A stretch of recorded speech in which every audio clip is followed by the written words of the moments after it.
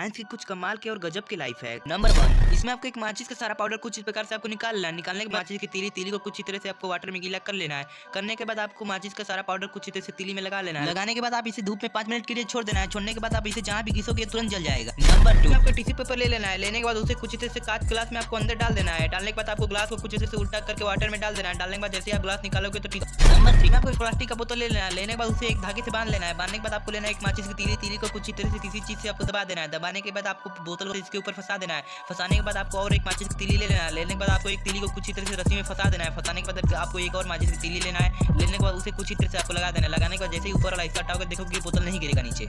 Number 4, एक ice को ले लेना है। लेने के बाद इसके ऊपर एक रस्सी को कुछ इस प्रकार से आपको रख देना है। रखने के बाद इस पर थोड़ा सा सोडा डाल देना है। डालने से इसमें आइस में बहुत टाइटली चिपक जाएगा। नंबर 5, एक लाइटर को कुछ इस प्रकार से आपको खोल लेना है। खोलने के बाद एक पेन की रिफिल को ले लेना है। लेने के बाद उसको कुछ इस प्रकार से लाइटर के ऊपर लगा देना है। लाइटर को जैसे ही जलाओगे लाइटर बीच में से कट के जलने लगेगी। नंबर 6, आपको कुछ इस प्रकार से एक पॉलिथीन में पानी भर लेना है। भरने के बाद आप धूप की मदद से इसे इजीली आग जला सकते हो।